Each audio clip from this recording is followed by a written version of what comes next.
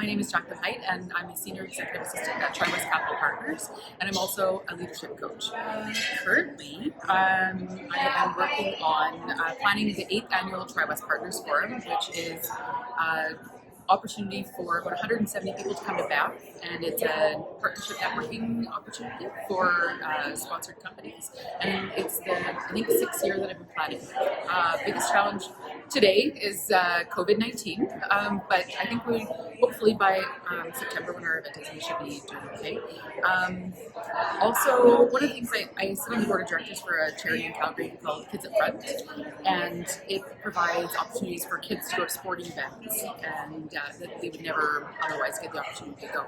And so one of our biggest challenges right now is that we just received a they've canceled the NHL for right now, canceled NBA, all those different things, and so we're not going to be able to provide those experiences for kids for a little bit. So that's one of the things that we're working through today. Actually, my excitement is right now is being at this conference.